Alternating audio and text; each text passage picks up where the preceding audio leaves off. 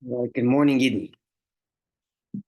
We're back at the Gemara after taking a detour into the laws and customs and reasons of kairach, the sandwich. God willing, is coming Monday night.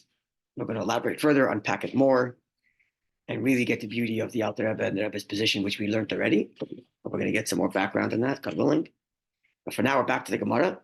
And the next subject of the Gemara is the orchatz. Right? The Gemara is going in the order of the day, starting with, right? We started with Erev Pesach, making sure you don't eat too much so you have an appetite, making sure you got your 4 wines ready, making sure you have your table set you can lean, right? Taking us through the day. We learned about the Kiddush, right? What the order of the bracha, the Kiddush is. You had Hagafen first, the Kiddush first, and Havdalah. We did that whole business. And then we came to Karpas, right? We were told about dipping the vegetable at the beginning and setting the Seder plate. Right? We spoke about that because in the old day, they would have had their Seder plate set in the kitchen and brought to them as a table at this point after their Kiddush.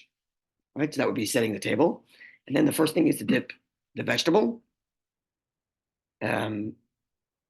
which is what we call karpas. Right? Which we learned, we discussed what kind of vegetable it could be. It could be any, even the one that's marar type, and then we learned about the bracha business then. Okay. So now we back up to orchatz.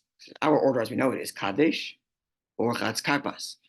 But really, it's kadesh, karpas. Now, karpas requires orchatz before it. That's what we're about to learn now. Because you're doing karpas, therefore you have to do orchatz. So we're going to discuss why that is, why do we need to do it, which is also going to help us. Part of the discussion is going to be is why are we dipping? What's the essential objective of dipping? And when we conclude that section, which I think we can finish it today, maybe tomorrow, then we'll get again to the Shulchan Aruch about the laws of orchatz and then the Rebbe's Haggadah on orchatz as we've been doing, and then go back to the Gemara, which the next thing in the Gemara is about swallowing. If you don't taste the matzah, but you swallow the matzah, discuss that, and further in the Seder.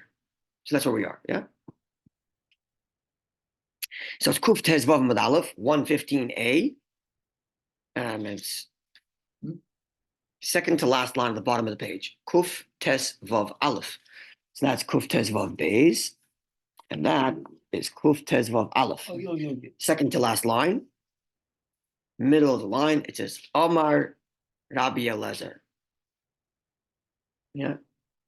Okay. Omar Rabbi Eliezer.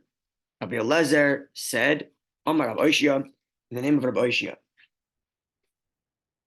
Omar Rabbi Eliezer, Omar Rabbi Oishia. Kol sheti buloi b'mashka, anything that has been dipped into a liquid, sorach netilas adayim, requires that one wash their hand. Okay, so we're going to take a 2-second tangent on the side, but let's not get lost in this business because we want to get to the Gemara itself. But essentially, like this: we all know we wash our hands before bread. Yeah. The washing of our hands before bread is a rabbinic enactment to remember, or to be aware of the laws of purity and impurity that once upon a time existed. Now, the laws of purity and impurity still exist, but they're largely irrelevant because the only issue, there's nothing wrong with being impure. We're all impure. If we've all been to funerals and cemeteries, we're all impure. So there's nothing wrong with being impure. There's just restrictions on being impure. The restrictions are all pertaining to entering the temple and serving in the temple. We have no temple, so be impure. No, but right. But nonetheless, it's a whole set of laws that, because the temple isn't here, has become irrelevant to us. So the sages instituted that you should engage in washing hands before we eat, because that would have been a big part of the impurity thing in those days, because a lot of the impurities transferred through the process of touching food and eating food and so on. So we wash our hands. Yeah, even though in the old day you would have to go to mikveh, there are certain types of impurities where washing hands is relevant, specifically when it comes to touching liquid. In the laws of impurity, liquid is like a high transfer. You have to think of like impurity, we spoke about this once way back, as like a spiritual pathogen, and it transfers by contact. But depending on what substance you're touching and what kind of impurity you're engaging with or the impurity you have, it transfers in different levels. So sometimes the transfer will make it a lesser degree. So if I'm a high level impurity, I touch the food, it becomes a lesser degree of impurity, which then touches the cup becomes even lesser degree. And by the time it gets to the next food thing, there's no impurity left anymore because it's been so diluted. But liquid, for whatever reason, is a high transference level. So if you touch a liquid impure, it maintains and sometimes even elevates the level of impurity to be at the highest level. Consequentially, as part of the same enactment, for at least according to one opinion, part of the same enactment for washing our hands before we eat bread, we also are to wash our hands before we eat any food that is wet. Because in the old day, they would have washed their hands anytime they touched wet food, because again, wet food is the highest transference. Okay. Nonetheless, for whatever reason, which I'm not going to go, this is the tangent I do not want to go down, why it is that when we wash our hands, we do make a bracha when we wash our hands for bread, but we don't wash our hands, when we wash our hands for dipping. First of all, many people don't even know you're supposed to. Yeah. But even if those who do, would do so without making a bracha. We're not going to get into that. Maybe when we get to the Shulchan Aruch, we'll see a little bit about that.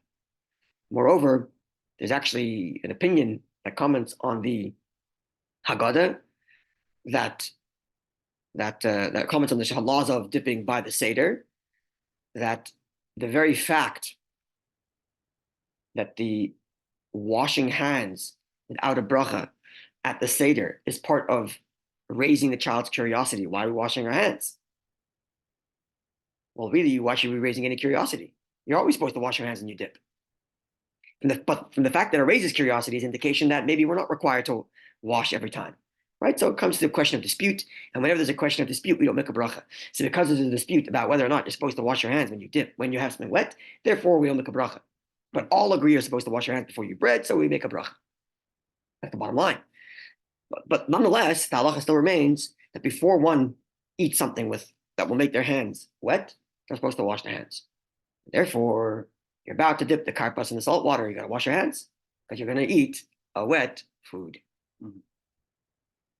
This is what Rabbi Levi Amar Oish is telling us. Okay, clear? That's why I said really it was kadesh karpas. But then karpas requires an orchatz. Right? It's kadesh, and the next thing you got to do is dip vegetable. But before you eat a wet vegetable, you got to wash your hands. So orchatz comes before. That's why the order is like that. Clear? Okay, so last line on the bottom of the page.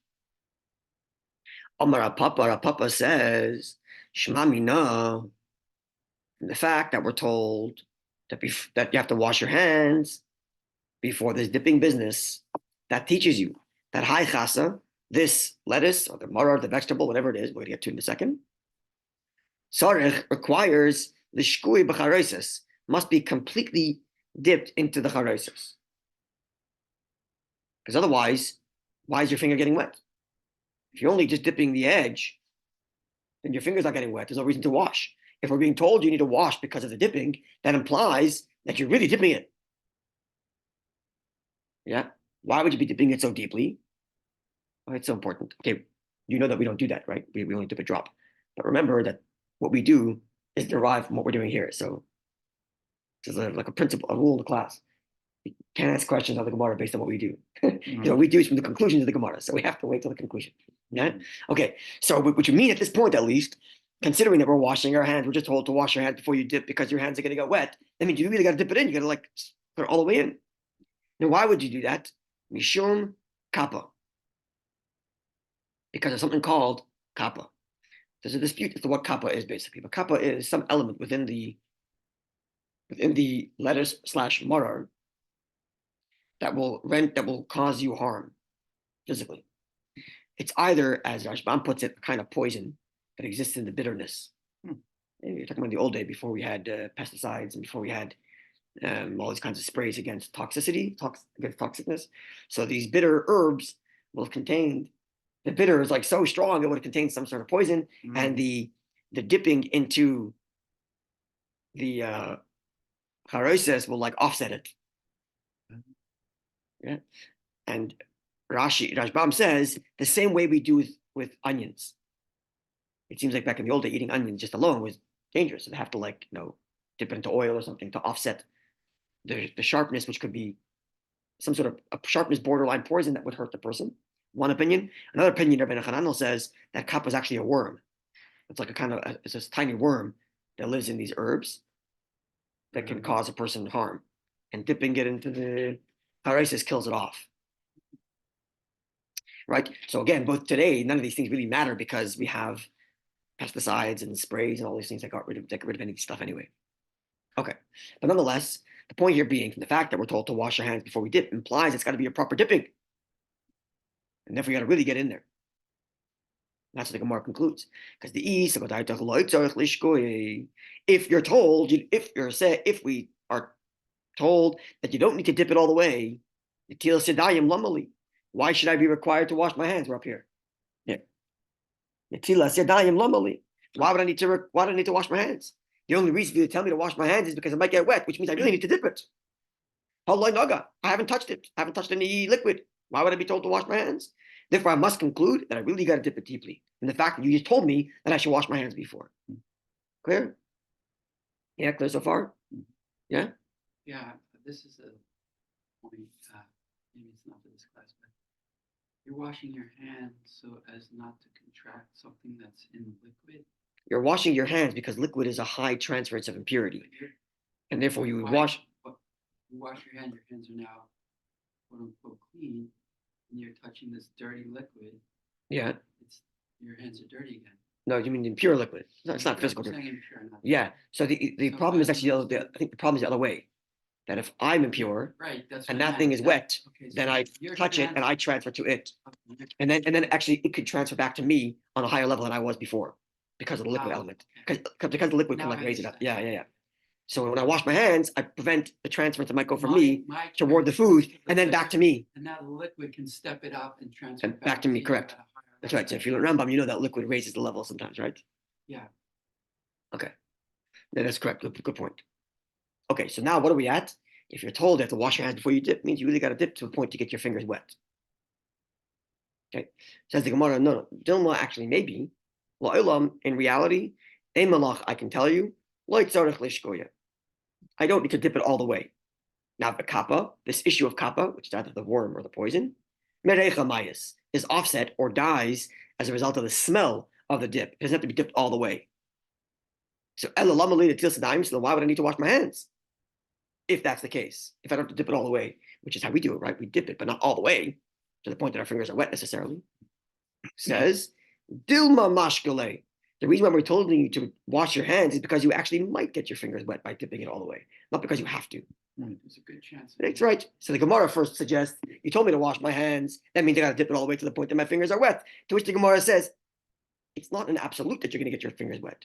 Maybe you're being told to wash your hands in the likely chance you might get your hands wet. Okay, so there's no conclusive evidence. You have to really dip all the way, and we just dip a tiny drop, which, as we all know, that's what we do. Okay, this is one halacha. Now the Gemara goes even further. Papa further says, when it comes to the marar, which is one of our dippings, which is the one we're talking about so far, the marar to offset the flavor of the chazeres of the marar, right, to offset the bitter or the worm, whatever it is. So now the Gemara goes in the contrary sense, which is loy nishi inish marar b'charesis. Don't actually let the marar soak too much in the charesis at all. Dip and that's it, just enough to offset the negative impact of the marar, but not too much. Why? Because Dilma perhaps agav chayle the tavlin mevatle lemarare. Because of the sweetness of the spice of the charesis, you will overpower the bitterness of the bitter herbs. And we require that it tastes bitter. That's the whole point. But you're lacking it. Right? The charesis includes apples, which certainly could be sweet. Nuts, it could be a sweet dip. And if you put the marar in there for too long and soaks and it absorbs all the flavor of the sweetness, you'll ruin the marar. So not only do we have no evidence that you have to dip it all the way, you actually shouldn't put way too much. And then you're going to ruin the flavor of the marar, which is the primary flavor you're supposed to be tasting. The dip is only to offset the possible danger. Clear? Okay. Another statement, all related to the charoisas and the dipping, and then tomorrow we'll get to the halacha. The truth is, there's more to it because there's also the question of dipping to raise the child's curiosity, which we mentioned already before. So there's another element to the dipping besides for this issue of offsetting the flavor. But again, we're going to go through all the halachas here. That's a good point. It's not, which means we're talking about the second dipping here, right? We're talking about the second dipping here, not the first one. The first one was with salt water or vinegar or something like that, right? So you already see that we're talking about a different dipping here, but it's nonetheless requires a washing. Which washing is this? The rachza, which comes before the matzah, or the orchatz. You're touching on something very important, which is going to come up momentarily, namely. Okay. Adabre Rav Chizda, the Rabbana Ukva. Rav Chizda instructed Rabbana Ukva. Rav Chizda, if I remember correctly, served as the exilarch, the Reish Galusa. What? He served as the exilarch, which means the leader of the Jews in the exile in Babylonia. It was a political office that served as the political / spiritual leader, which oftentimes shared an office. Sometimes they were split, like spiritual and political. Sometimes they were merged. Rafia, his son. Rafia Barav. And there's an earlier Rafia. I don't know if there's a Chia from Rav Chizda, maybe. But if I'm not mistaken, if I remember correctly, Rav Chizda served as Reish Galusa at least for a period. If I remember correctly. Anyway, he instructed Rabbana Ukva to bring before him the stuff he needs for the Seder, the vegetables and the dipping. The Darash, and he instructed as follows, and he explained as follows. Natal Yad B'Tibur Rishon, you washed your hands before the first dipping, as per the instruction that you have to wash your hands before you have something wet. Natal Yadav, you wash your hands again, B'Tibur Sheni in the second dipping. That's all he said. If you're washing your hands in the first dipping, wash your hands in the second dipping. Which, by the way, we do. We do orchatz, and then we do rachza. Orchatz before karpas, dipping, and then we do rachza before matzah, which is then followed right by marar, which in theory, that washing can cover both, the matzah and the dipping. Why not? Right? We do that. But nonetheless, he didn't say specifically, I'm talking about the Seder night, and he didn't say specifically, I'm talking about orchatz or rachza. Those names come probably centuries later. But he just said, you're washing before you dip the first time, wash before you dip the second time. Okay, so now that they have this teaching from Rav Chizda, from the great Rav Chizda, Amruan Rabbanon Kamei Terapapa. The sages who heard this teaching from Rav Chizda related to another one of the great sages, our Papa. And he said, Ha ba'alma itmar. When Rav Chizda said that when you wash for the first dipping, you should wash for the second dipping, he's not necessarily speaking at the Seder exclusively. He's speaking in general. You're supposed to wash your hands before you dip something. You do that once, wash your hands. You do it again, wash a second time.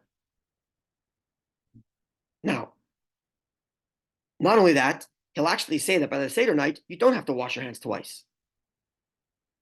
Why? If you were to suggest that he specifically means on the Seder night, you have to wash twice, why should you wash twice?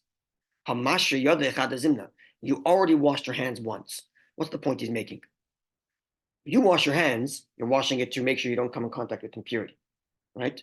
So if you know when you wash the first time that you're going to be dipping once, and then soon you're going to be eating matzah, and then soon you're going to dip again, you are going to guard your hands from touching something you're not supposed to. And therefore, actually, the Papa is suggesting you should not do rachza. You wash at orchatz, and that will cover your dipping and everything else. Because again, the washing for dipping and the washing for hamotzi is really the same washing. So wash once at the beginning with the bracha natilas hadayim, presumably, and then don't even wash rachza because you know you're about to eat matzah. You know you're going to dip a second time. So wash once and that's it. It's what our Papa is suggesting. During the year, when you dip once and you're not expecting necessarily to dip a second time, then it's likely you forgot to guard your hands. So when you dip the second time, wash again. So the Papa is saying that when Rav Chizda said to wash twice because you're doing two dippings, he actually was not talking about the Seder night. He was talking about any other random night. Seder night only once, which of course is we know we don't do that. We wash twice. But Rav Papa is suggesting you don't have to do that. Only wash once, because you know you're going to be dipping twice, and therefore you'll guard your hands. Yeah. No, sorry. This is what the sages told Rav Papa in their analysis of Rav Chizda's statement. Oh. Okay. Rav Papa responded and said, "You guys got it wrong." Adrabah, on the contrary. So in other words, the sages were suggesting maybe because of Rav Chizda's teaching, we only have to wash once at the Seder. To which Rav Papa responded, no. Actually, Hacha Itmar. Rav Chizda meant it here at the Seder night, you got to wash twice. Not on a regular random week. Why? Said you should rest. Rav Chizda meant any night of the year you got to wash twice. Why are you even dipping twice? Why? The normal, we dip twice at the Seder night to raise curiosity, implying that in a regular night we don't dip twice. Right? This was the old way. The old way they used to do was their appetizer was a vegetable dipped in something, and then they have the meal. But after that, there's no more dipping. That's it. So the whole dipping only happens once on a regular night. So there's no reason for Rav Chizda to go and say, "Hey, wash a second time for dipping." There's no two dippings. When Rav Chizda said wash twice, he means on a night when you specifically have two dippings, namely the Seder. Okay. If that's the case, Elamai, you're going to suggest, Hacha Itmar. He means to dip twice tonight the Seder. We're stuck with our original question, which is, why should you walk twice? You already washed your hands once, and you know you're dipping a second time, so you'll guard your hands. We're back to that question. So we're kind of stuck. When is there importance to wash twice? Or when is it important for Rav Chizda to teach us to wash twice? On a regular Tuesday, he wouldn't give us such an instruction because there is no double dipping on Tuesday.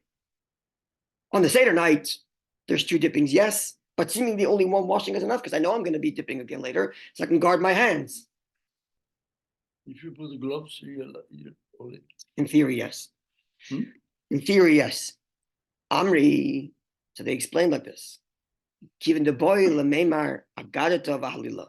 Because you're going to be saying the Haggadah and singing praise of Hashem. The first half of Hallel is said, when we say Hallel on Seder night, we divide it in half. The first half of Hallel is said before we eat matzah. The second half is said after the benching. So because between the first dipping and the second dipping, you're going to be reading the Haggadah and singing God's praises, you might get distracted. If you're having a conversation, you're discussing, you're going back and forth in Haggadah, you're singing a song. So you might get distracted, and you'll touch some other thing. Scratch your head, whatever it is that will render your hands to be required to wash again.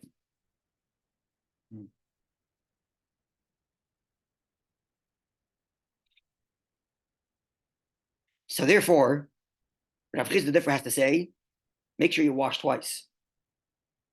Wash once at the beginning because you have to dip, and not necessarily because your fingers get wet, but because maybe your fingers could get wet.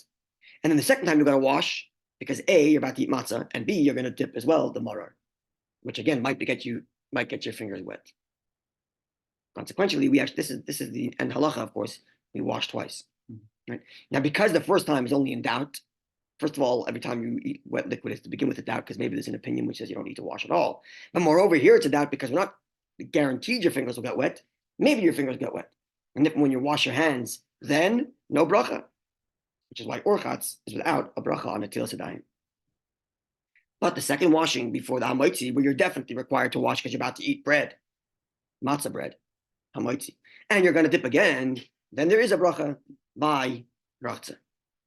So this is as far as the Gemara's halacha goes with respect to orchatz / rachza, and why we're required to wash. And we're also getting a little bit of a sense of the charaisis business. Because we already know the charaisis dipping is to raise curiosity. We're going to learn soon that the charaisis is to remember, we learned this already, that you have the charaisis on your Seder plate to remember the mortar. But now we're learning another element, which is to offset any dangerous element that exists within the mortar. These are some new items we learned with regard to the dipping and the washing. And tomorrow, we're going to look at the various halachas as they appear in the Shulchan Aruch with regards to what we just learned. Now, that's coming tomorrow. And then after that, we get to other halachas with regard to someone who swallows maror or swallows matzah without tasting the actual flavor, whether it fulfills their obligation or not. That will be the next thing. I don't understand. Normally, when you, let's say you're eating more of the matzah, you're eating lettuce or carrots or any vegetable. It's always washed before, anyways, to get rid of all the ingredients. Say again? We always wash the vegetables before we eat them. Here you're washing your hands. But you said before, second one was for the impurities. On your hand, on the vegetable. All right, Yeshua was asking that earlier. When you wash the vegetables, nothing to do with impurity. It has to do with just hygiene. You're washing your hands before meals, nothing to do with hygiene. It has to do with purity. Because you're yes, right. But if that were for hygiene, you wouldn't have to pick up the cup and pour it 3 times. You just get soap and water. Right? The pouring 3 times in that whole business is a ritual cleaning, not a hygienic cleaning. In fact, your hands have to be clean before you even wash it. Because if they're not clean, then you have a separation between, like, it's a chatzitza, it's considered a separation, or like a, what's the word, a barrier between the water and your hand isn't getting the proper ritual washing. So actually you have to do hygienic washing before you even do the ritual washing. So you have to make sure your hands are clean, dry, and then wash them. Right, so the washing you're doing is a purely ritualistic one, not a hygienic one. But the washing that you would do for your vegetables is a hygienic one. Just So you have to dry it after? But your hands are clean, then dry, and then wash. The laws of washing are long and detailed, but that's just one element. Why would you have to dry it? Because the water that you use to wash your hands hygienically are rendered impure by your hands. You have to remove that. Remove that, and then you can wash your hands properly to begin with. Which is one of the reasons why we wash twice, and in Chabad we wash 3 times in each hand. Because the first water that goes on, that's removing the impurity from your hands, in turn itself becomes impure. Right. So you pour a second time to wash that off. Right. And then the third time's And the third time is because we're being extra careful. But that's the reason why we do it. Yeah. All kinds of laws are relevant to this as well. For example, if you're doing it properly, you hold your hands up, not down. Because like you're washing your hands, so you hold your hands up rather than down. So you shouldn't be going like that. You're saying you should Like this. So that way the water that's here drips down this way rather than drip down that way, recontaminating your hand, for example. All kinds of small details like this that are very intricate in the laws of washing your hands, which is not our subject for today, because that would be another few months in halachas on that. Okay, so tomorrow God willing, we'll look at the Shulchan Aruch in regards to orchatz and rachza, which is what we just learned about, and the dipping as well. Okay, wonderful day, Yidden. Thank you.